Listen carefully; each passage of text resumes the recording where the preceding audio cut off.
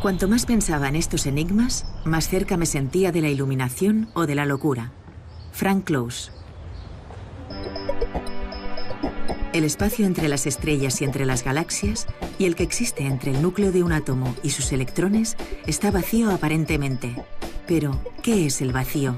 ¿Es un espacio en el que no hay absolutamente nada? Mientras se recupera de su fractura de tibia y peroné, Punset charla mediante videoconferencia con Frank Close, profesor de física de la Universidad de Oxford, para saber qué es la nada y el vacío.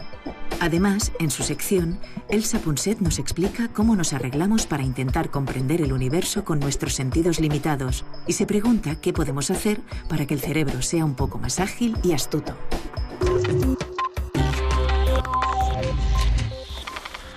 Profesor Close, esta noche vamos a hablar sobre un tema fascinante. Vamos a hablar sobre la nada. Y cuando digo la nada, me refiero a la nada. Pero antes de ello, quiero agradecerte que me dejes tener esta charla mediante videoconferencia contigo. Las gracias debemos dárselas a las maravillas de la tecnología moderna. Desde la antigua Grecia se creía que el vacío no podía existir. Incluso Aristóteles, hace muchos siglos, dijo: la naturaleza aborrece el vacío. Sin embargo, en el siglo XVII descubrimos que con unas bombas de vacío podíamos quitar todo el aire de un recipiente y dejarlo vacío. Entonces comenzamos a creer que el vacío sí podía existir. Bueno, el hecho es que unos pocos siglos después, los científicos le disteis la razón a Aristóteles otra vez y ahora afirmáis que el vacío no existe. Si con vacío te refieres a eliminar por completo todo el aire, es verdad que se puede hacer que no quede aire. Pero seguirán sucediendo muchas cosas. Fuera de la atmósfera de la Tierra, en el espacio, pueden verse las estrellas. El espacio está repleto de luz estelar. También se percibe la fuerza de la gravedad. El espacio está lleno del campo gravitatorio. No tengo ni idea de qué es exactamente, pero está lleno de cosas. No hay más que empezar a pensar en el espacio vacío para que todo se complique muchísimo. Cuanto más piensas en ello, más raro parece.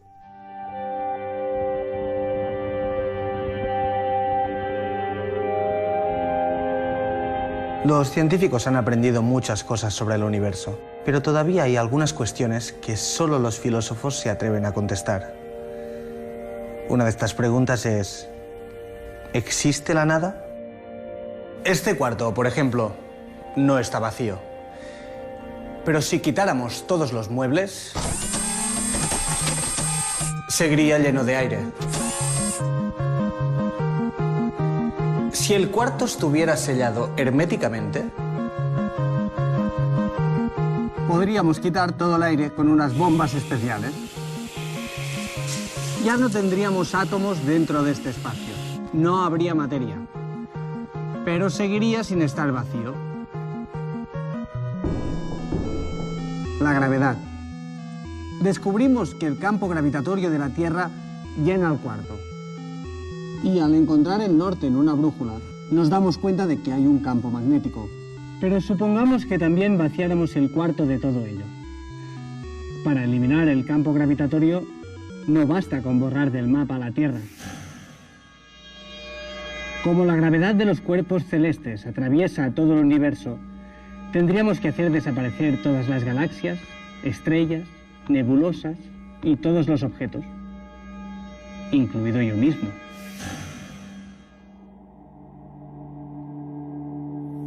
¿Qué pasaría entonces? ¿Tendríamos un lugar realmente vacío? ¿Una especie de matriz espacial? ¿Un lugar donde realmente no hay nada? ¿O sería esto la nada? incluso sin que hubiese nadie presente para hacerse estas preguntas.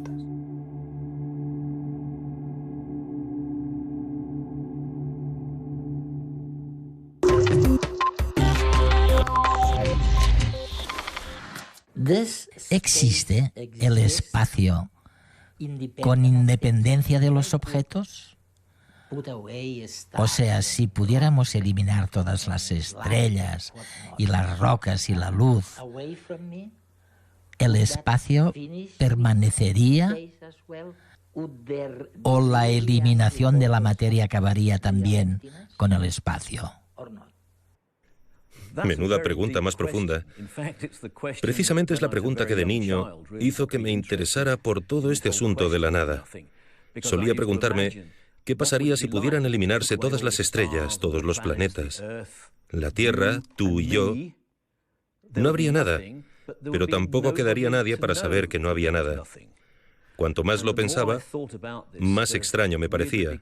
Si no había nadie, para saber que no había nada, ¿podía considerarse realmente nada? Y decidí que si seguía pensando tanto en eso, acabaría loco o, bueno, decidí que me dedicaría a la física para intentar responder a esa pregunta. Hoy en día seguimos sin saberlo. La gran pregunta filosófica consiste en saber si el espacio existe solamente porque hay cosas que lo definen, cual matriz que muestra dónde está el espacio. Es decir, si el espacio que contiene las cosas existe por derecho propio o si lo necesitamos para contener la nada. Es una pregunta muy profunda que trasciende con creces cualquier respuesta fácil de la ciencia, aunque los filósofos obtienen una gran satisfacción preocupándose por estos temas. He aquí el problema con la nada. Cuanto más intentas acercarte a ella, más se aleja. Resulta dificilísimo descifrar el concepto. ¿Y si en lugar de todo el universo eliminásemos todo solamente de un espacio definido, de una región determinada del espacio? Lo que quedaría sería la nada primordial, el vacío de que estamos hablando. En la actualidad diríamos que sí. Desde el descubrimiento de la teoría cuántica, sabemos que en cuanto intentamos analizar con precisión algo, o la nada, se vuelve más complejo y que, por raro que suene, ahora mismo y en todo momento, entre bambalinas, surgen y desaparecen burbujeantes pequeñas partículas de materia, lo que nos forma a ti y a mí, y de antimateria, su extraño opuesto. Son efímeras, efervescentes, no las notamos, pero ahí están, aunque no las veamos. De hecho, la teoría sostiene, y los experimentos así lo confirman, que siempre están presentes. La imagen moderna del vacío sería un mar burbujeante de partículas y antipartículas que surgen de la nada y desaparecen. Pero ahí hay algo, aunque lo llamemos nada. Hace unos años, un físico estadounidense amigo me dijo, Eduardo, no lo dudes, caminamos sobre una nube de electrones. Y cuando intentamos imaginarlo, nos cuesta pensar que haya solidez en la materia. Mi pregunta es la siguiente. Este campo tan poderoso dentro de los átomos, entre los electrones y el núcleo, ¿qué demonios es? No caben dudas de que el átomo está vacío en lo que concierne a partículas. En el centro del átomo se halla el núcleo atómico, que es muy compacto. Luego, bastante lejos, encontramos partículas llamadas electrones que giran a su alrededor. Pero entre ambas cosas lo que hay es nada. Sin embargo, ¿qué es lo que hace que los electrones giren alrededor del núcleo? Pues la atracción. La fuerza eléctrica que atrae a las cargas opuestas. El núcleo tiene una carga eléctrica positiva, mientras que los electrones tienen una carga negativa. Lo negativo y lo positivo se atraen. Las fuerzas eléctricas mantienen unidos a los átomos. Vamos, que aunque el interior del átomo esté vacío desde el punto de vista de las partículas, está muy lleno de fuerzas electromagnéticas. Cuando choco las manos entre sí, las fuerzas eléctricas de los átomos impiden que una mano atraviese la otra. Así pues, aunque los átomos estén muy vacíos, si pensamos en partículas, están muy llenos de fuerza. La materia no está realmente vacía, sino repleta de fuerzas. Por más sólido que parezca un objeto, un martillo, por ejemplo, a escala atómica la materia es etérea. En realidad, las partículas de las que están hechos los átomos ocupan un espacio completamente desdeñable. El átomo es prácticamente un espacio vacío. Mira el punto al final de esta oración. Su tinta tiene unos 100.000 millones de átomos de carbono. Si quisiéramos ver algunos de estos átomos a simple vista, tendríamos que agrandar el punto hasta que midiese unos 100 metros de diámetro. Esto nos muestra lo pequeños que son los átomos. Pero si quisiéramos ver el núcleo atómico, compuesto por protones y neutrones, tendríamos que seguir aumentando el tamaño del punto hasta que midiera 10.000 kilómetros. Un protón o un neutrón ocupan apenas la 10.000ª parte del átomo. Y si ampliáramos el punto 25 veces la órbita de la Luna alrededor de la Tierra, veríamos los quarks, unas partículas de las que están hechos los protones y neutrones. Las partículas que componen el átomo son tan pequeñas que el mismo átomo parece vacío. ¿Por qué es sólida la materia entonces si los átomos están casi vacíos? En realidad, el espacio dentro del átomo está lleno de un campo electromagnético poderosísimo. Este campo mantiene los electrones unidos al núcleo atómico e impide que los átomos se atraviesen entre ellos. Sin este campo magnético, no existirían las caricias ni los golpes, y el universo sería tan insustancial como la nada.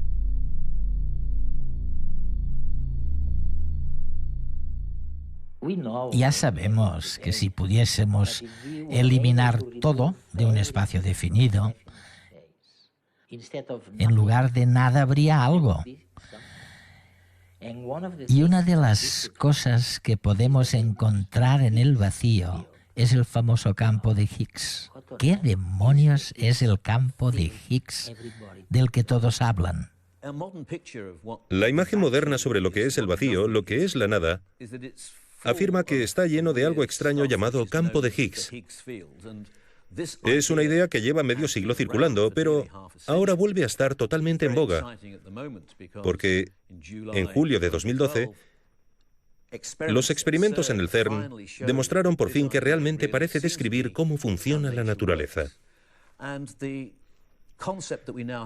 Según lo que sabemos ahora, el vacío, como todo, tiende al estado de mínima energía.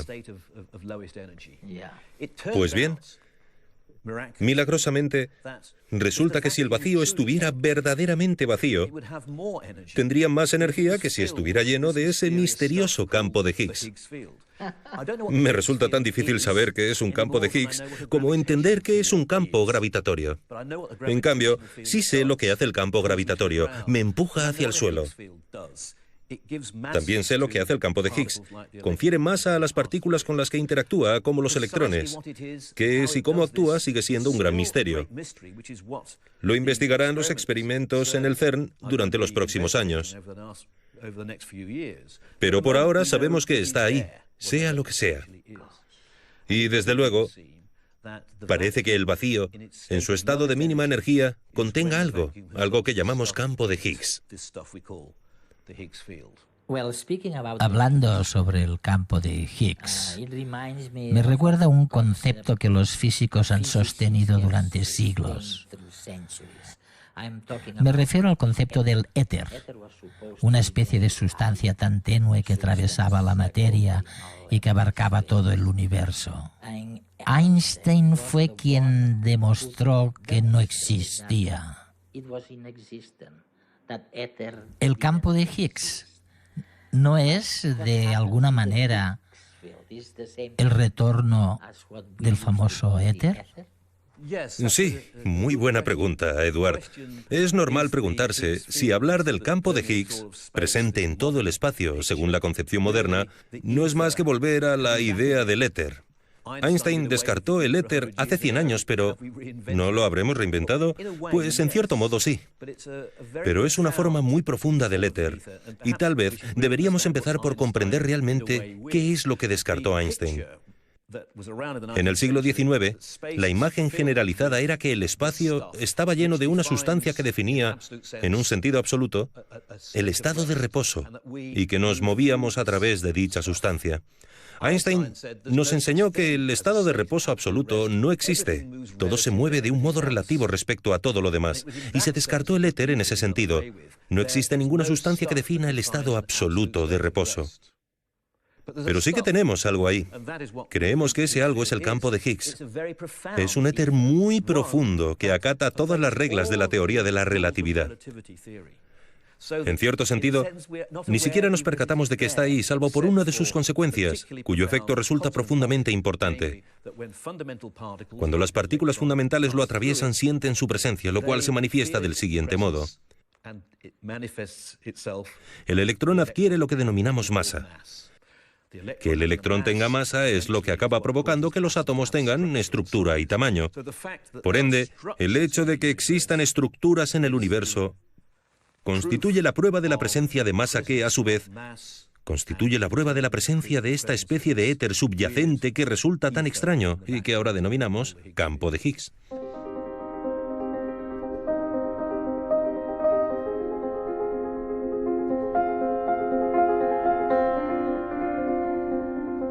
Imaginaros que un día descubrís en vuestras casas un salón que nunca habíais visto. Y dentro de ese salón encontráis varias puertas. Y al abrirlas veis más salones con más puertas. Esto es lo que les sucede a los físicos que estudian el universo. Curiosamente, a cada puerta que se abre con el avance científico, se desvelan otras que permanecen sin abrir. Cuanto más sabemos, más aumenta el volumen de lo que desconocemos. Ese es el camino que hemos seguido en la indagación sobre la naturaleza de la nada. Cuanto más hemos investigado sobre algo que parecía sencillo, el vacío, hemos visto que el asunto era mucho más extraño y complejo de lo que parecía. Todos conocemos las 4 fuerzas o las interacciones fundamentales: la gravedad, el electromagnetismo, la nuclear débil y la nuclear fuerte. Pero parece que si no fuera por los efectos del vacío, la intensidad de todas las fuerzas sería igual. No sería como ahora, con una gravedad muy débil, un electromagnetismo muy fuerte. Si esto es cierto, el vacío es lo que decide no solo la fuerza de las interacciones fundamentales, sino cómo es la estructura de la realidad. Sí, la física cuántica demuestra que el vacío no está vacío. Aunque no te hubiera hablado del campo de Higgs, la teoría cuántica demostró hace ya 100 años que el vacío no está vacío. Y que, cuanto más atentamente se examina, más se manifiestan lo que denominamos fluctuaciones virtuales, partículas y antipartículas que surgen y rápidamente desaparecen. Aunque parezca ciencia ficción, los experimentos corroboran que esto es así. La idea, en teoría, según confirman los experimentos, es que si pudiéramos entrar en estas diminutas nubes cuánticas, y para ello sería preciso realizar experimentos mediante energías tan enormes que resultan difíciles de imaginar, pero que en principio son concebibles, entonces sería posible observar la verdadera naturaleza de las fuerzas sin el vacío cuántico que las distorsione. Y en esas circunstancias creemos que descubriríamos que en realidad las fuerzas tienen la misma intensidad intrínseca. Hasta ahora las hemos percibido a través de la nube de vacío virtual que enmascara la realidad y hace que parezcan aquí y ahora tan distintas entre sí.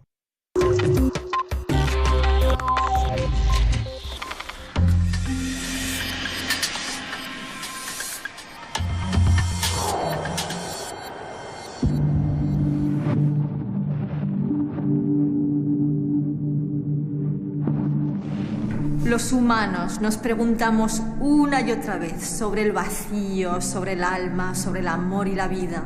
Y para encontrar respuestas a estas grandes preguntas dependemos de nuestro cerebro, que es como una pequeña caja negra a la que le llega información a través de 5 ventanas.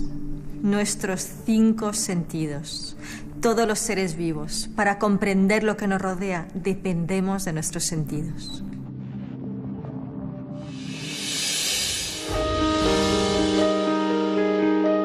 ¿Os habéis planteado alguna vez cómo percibe el mundo exterior una hormiga?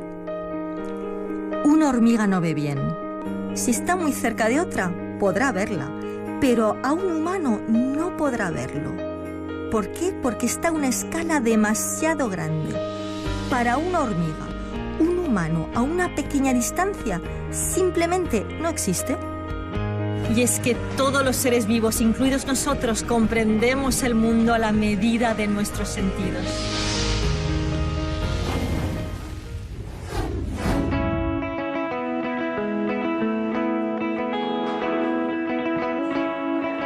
El cerebro hace lo que puede con los medios que tiene, pero como cualquier estructura física, tiene limitaciones. Y vamos a comprobarlo en este restaurante a oscuras.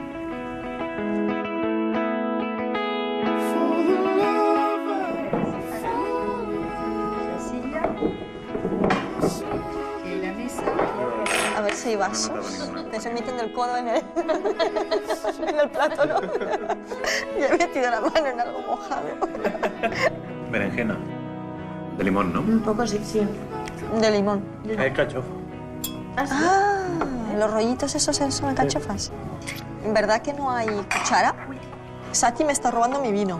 No. Sí. Ay, acá sí. Vaya. Nos acaba de complicar la noche. ¿Qué lleva este vasito? Galletas. ¿Galletas? ¿Solo galletas? No, algo más. Y algo más. Que no sabemos No sabemos distinguir qué es. Era una crema de calabaza. Anda. Haremos eso. Mira. Mira qué bien. Si cerramos los ojos, nos será muy difícil distinguir si bebemos vino blanco o tinto, si comemos carne o pescado. Nos está faltando un sentido al que estamos acostumbrados para comprender la realidad. Y es que el cerebro interpreta la realidad en función de la información que le llega y ahí decide qué es más importante. Por ejemplo, los bordes de los objetos van a tener más importancia que el interior y las esquinas van a tener más importancia que las líneas rectas. ¿Por qué? Porque contienen más información. Y si hay alguna información que no le llega al cerebro, como en este caso, la rellena, imaginando lo que podría haber ahí fuera. Esta capacidad del cerebro para inventar la realidad o para redondearla es un atajo que nos hace más fácil la vida diaria. Pero también puede engañarnos. Hay cientos de ejemplos de cómo nos engaña el cerebro. Son las ilusiones perceptivas, entre ellas las que afectan a la vista, es decir, las ilusiones ópticas. Quizás hayáis oído hablar de las tuercas imposibles de Jerry Andrews o los sorprendentes trucos de magia de Richard Wiseman que juegan con esa capacidad que tenemos de ver solo lo que queremos ver.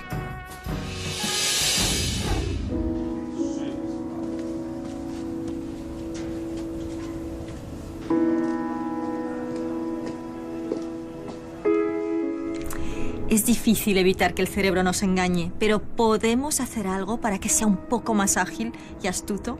El neurólogo Lawrence Katz recomienda lo que llama neurobics, es decir, una especie de gimnasia de las neuronas que aumenta las conexiones entre las células cerebrales. Vamos a ejercitar nuestros sentidos.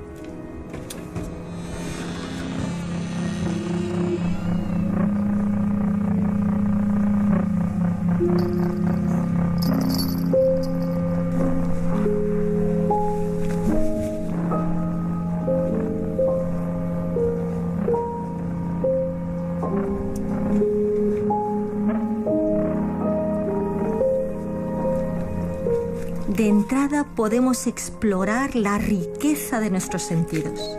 ¿Hasta dónde quieres llegar?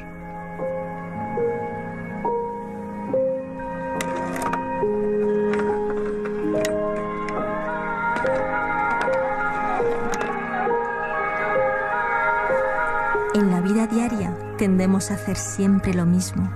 Para crear nuevos caminos neuronales, para estar más abierto a la realidad, estira tus neuronas, sorpréndelas, sácalas de su rutina.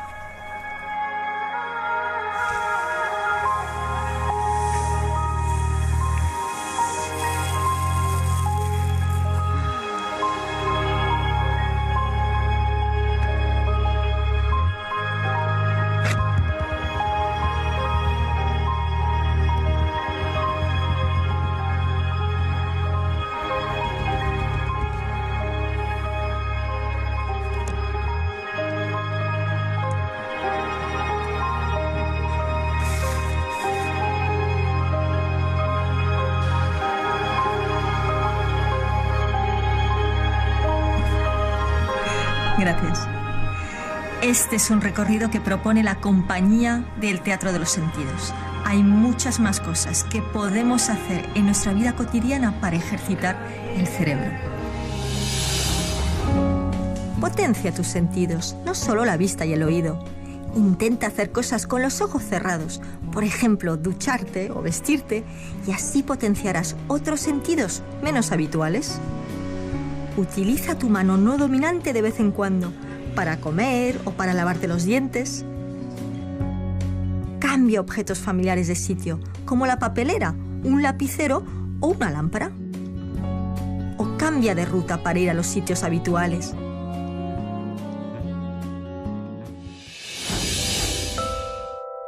Y es que vivimos en un sueño que fabricamos a nuestra medida.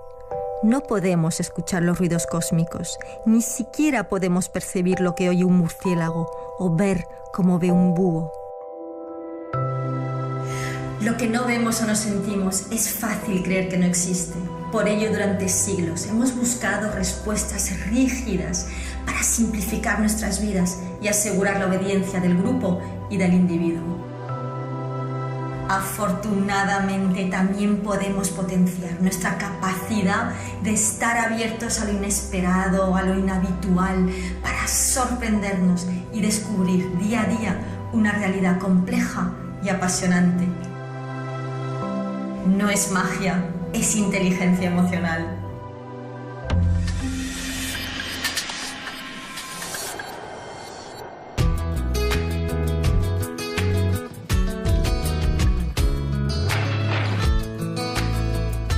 ¿Por qué la luna parece más grande cuando está en el horizonte?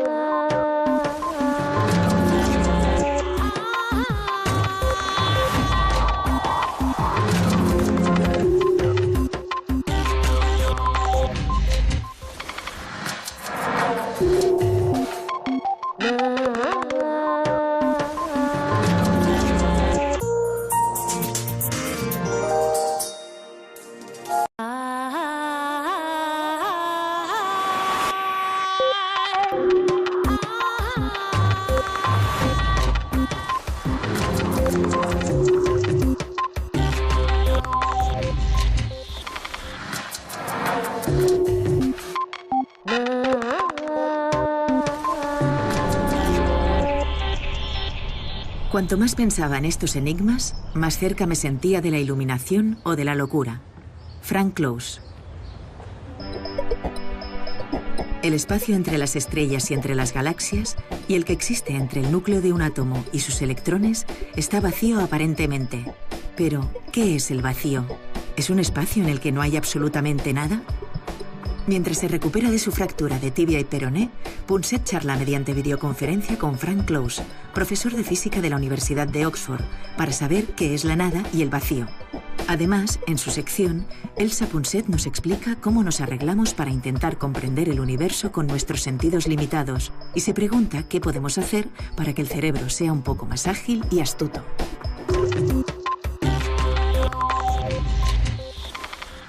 Profesor Close, esta noche vamos a hablar sobre un tema fascinante. Vamos a hablar sobre la nada. Y cuando digo la nada, me refiero a la nada. Pero antes de ello, quiero agradecerte que me dejes tener esta charla mediante videoconferencia contigo. Las gracias debemos dárselas a las maravillas de la tecnología moderna. Desde la antigua Grecia se creía que el vacío no podía existir. Incluso Aristóteles, hace muchos siglos, dijo: la naturaleza aborrece el vacío. Sin embargo, en el siglo XVII descubrimos que con unas bombas de vacío podíamos quitar todo el aire de un recipiente y dejarlo vacío. Entonces comenzamos a creer que el vacío sí podía existir. Bueno, el hecho es que unos pocos siglos después, los científicos le disteis la razón a Aristóteles otra vez y ahora afirmáis que el vacío no existe. Si con vacío te... Pequeños que son los átomos. Pero si quisiéramos ver el núcleo atómico, compuesto por protones y neutrones, tendríamos que seguir aumentando el tamaño del punto hasta que midiera 10.000 kilómetros. Un protón o un neutrón ocupan apenas la 10.000ª parte del átomo. Y si ampliáramos el punto 25 veces la órbita de la Luna alrededor de la Tierra, veríamos los quarks, unas partículas de las que están hechos los protones y neutrones. Las partículas que componen el átomo son tan pequeñas que el mismo átomo parece vacío. ¿Por qué es sólida la materia entonces si los átomos están casi vacíos? En realidad, el espacio dentro del átomo está lleno de un campo electromagnético poderosísimo. Este campo mantiene los electrones unidos al núcleo atómico e impide que los átomos se atraviesen entre ellos. Sin este campo magnético, no existirían las caricias ni los golpes, y el universo sería tan insustancial como la nada.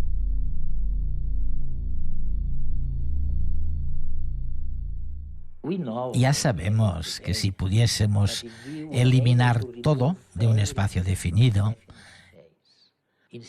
en lugar de nada habría algo. Y una de las cosas que podemos encontrar en el vacío es el famoso campo de Higgs. ¿Qué demonios es el campo de Higgs del que todos hablan? La imagen moderna sobre lo que es el vacío, lo que es la nada, afirma que está lleno de algo extraño llamado campo de Higgs. Es una idea que lleva medio siglo circulando, pero ahora vuelve a estar totalmente en boga, porque en julio de 2012, los experimentos en el CERN demostraron por fin que realmente parece describir cómo funciona la naturaleza. Según lo que sabemos ahora, el vacío, como todo, tiende al estado de mínima energía. Pues bien, milagrosamente, resulta que si el vacío estuviera verdaderamente vacío, tendría más energía que si estuviera lleno de ese misterioso campo de Higgs. Me resulta tan difícil saber qué es un campo de Higgs como entender qué es un campo gravitatorio. En cambio, sí sé lo que hace el campo gravitatorio. Me empuja hacia el suelo. También sé lo que hace el campo de Higgs. Confiere masa a las partículas con las que interactúa, como los electrones. ¿Existe el espacio con independencia de los objetos? O sea, si pudiéramos eliminar todas las estrellas y las rocas y la luz, ¿el espacio permanecería? ¿O la eliminación de la materia acabaría también con el espacio? Menuda pregunta más profunda. Precisamente es la pregunta que de niño hizo que me interesara por todo este asunto de la nada. Solía preguntarme, ¿qué pasaría si pudieran eliminarse todas las estrellas, todos los planetas, la Tierra, tú y yo, No habría nada, pero tampoco quedaría nadie para saber que no había nada. Cuanto más lo pensaba, más extraño me parecía. Si no había nadie, para saber que no había nada, ¿podía considerarse realmente nada? Y decidí que si seguía pensando tanto en eso acabaría loco o, bueno, decidí que me dedicaría a la física para intentar responder a esa pregunta. Hoy en día seguimos sin saberlo. La gran pregunta filosófica consiste en saber si el espacio existe solamente porque hay cosas que lo definen, cual matriz que muestra dónde está el espacio. Es decir, si el espacio que contiene las cosas existe por derecho propio o si lo necesitamos para contener la nada. Es una pregunta muy profunda que trasciende con creces cualquier respuesta fácil de la ciencia, aunque los filósofos obtienen una gran satisfacción preocupándose por estos temas. He aquí el problema con la nada. Cuanto más intentas acercarte a ella, más se aleja. Resulta dificilísimo descifrar el concepto. ¿Y si en lugar de todo el universo eliminásemos todo solamente de un espacio definido, de una región determinada del espacio? Lo que quedaría sería la nada primordial, el vacío de que estamos hablando. En la actualidad diríamos que sí. Desde el descubrimiento de la teoría cuántica, sabemos que en cuanto intentamos analizar con precisión algo, o la nada, se vuelve más complejo y que, por raro que suene, ahora mismo y en todo momento, entre bambalinas, surgen y desaparecen burbujeantes pequeñas partículas de materia, lo que nos forma a ti y a mí, y de antimateria, su extraño opuesto. Son efímeras, efervescentes, no las notamos, pero ahí están, aunque no las veamos. De hecho, la teoría sostiene que refieres a eliminar por completo todo el aire. Es verdad que se puede hacer que no quede aire. Pero seguirán sucediendo muchas cosas. Fuera de la atmósfera de la Tierra, en el espacio, pueden verse las estrellas. El espacio está repleto de luz estelar. También se percibe la fuerza de la gravedad. El espacio está lleno del campo gravitatorio. No tengo ni idea de qué es exactamente, pero está lleno de cosas. No hay más que empezar a pensar en el espacio vacío para que todo se complique muchísimo. Cuanto más piensas en ello, más raro parece.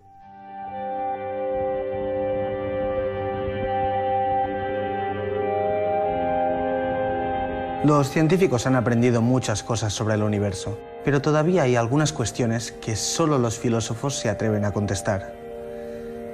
Una de estas preguntas es: ¿existe la nada? Este cuarto, por ejemplo, no está vacío. Pero si quitáramos todos los muebles, seguiría lleno de aire. Si el cuarto estuviera sellado herméticamente, podríamos quitar todo el aire con unas bombas especiales. Ya no tendríamos átomos dentro de este espacio. No habría materia. Pero seguiría sin estar vacío. La gravedad. Descubrimos que el campo gravitatorio de la Tierra llena el cuarto. Y al encontrar el norte en una brújula, nos damos cuenta de que hay un campo magnético. Pero supongamos que también vaciáramos el cuarto de todo ello. Para eliminar el campo gravitatorio, no basta con borrar del mapa la Tierra. Como la gravedad de los cuerpos celestes atraviesa todo el universo, tendríamos que hacer desaparecer todas las galaxias, estrellas, nebulosas y todos los objetos, incluido yo mismo.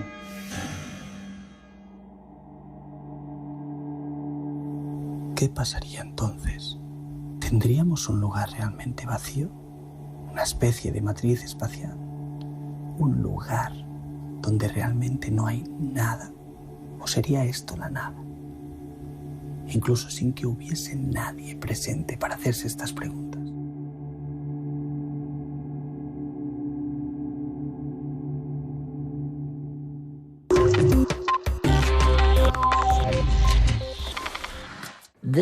Y los experimentos así lo confirman, que siempre están presentes. La imagen moderna del vacío sería un mar burbujeante de partículas y antipartículas que surgen de la nada y desaparecen. Pero ahí hay algo, aunque lo llamemos nada. Hace unos años, un físico estadounidense amigo me dijo: Eduardo, no lo dudes, caminamos sobre una nube de electrones. Y cuando intentamos imaginarlo, nos cuesta pensar que haya solidez en la materia. Mi pregunta es la siguiente: este campo tan poderoso dentro de los átomos, entre los electrones y el núcleo, ¿qué demonios es? No caben dudas de que el átomo está vacío en lo que concierne a partículas. En el centro del átomo se halla el núcleo atómico, que es muy compacto. Luego, bastante lejos, encontramos partículas llamadas electrones que giran a su alrededor. Pero entre ambas cosas lo que hay es nada. Sin embargo, ¿qué es lo que hace que los electrones giren alrededor del núcleo? Pues la atracción. La fuerza eléctrica que atrae a las cargas opuestas. El núcleo tiene una carga eléctrica positiva, mientras que los electrones tienen una carga negativa. Lo negativo y lo positivo se atraen. Las fuerzas eléctricas mantienen unidos a los átomos. Vamos, que aunque el interior del átomo esté vacío desde el punto de vista de las partículas, está muy lleno de fuerzas electromagnéticas. Cuando choco las manos entre sí, las fuerzas eléctricas de los átomos impiden que una mano atraviese la otra. Así pues, aunque los átomos estén muy vacíos, si pensamos en partículas, están muy llenos de fuerza. La materia no está realmente vacía, sino repleta de fuerzas. Por más sólido que parezca un objeto, un martillo, por ejemplo, a escala atómica la materia es etérea. En realidad, las partículas de las que están hechos los átomos ocupan un espacio completamente desdeñable. El átomo es prácticamente un espacio vacío. Mira el punto al final de esta oración. Su tinta tiene unos 100.000 millones de átomos de carbono. Si quisiéramos ver algunos de estos átomos a simple vista, tendríamos que agrandar el punto hasta que midiese unos 100 metros de diámetro. Esto nos muestra lo pequeño